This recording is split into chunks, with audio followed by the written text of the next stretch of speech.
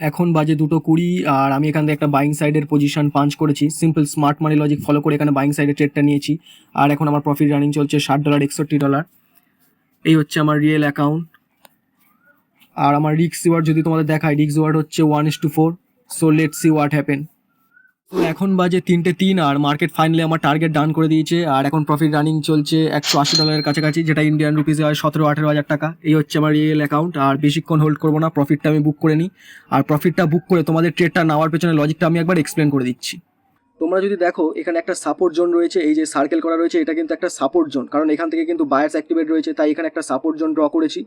যখনই রেড ক্যান্ডেলটা support জোনটাকে break করেছে তখন 95% ট্রেডার এখানে সেল সাইডে পজিশন নিয়েছে।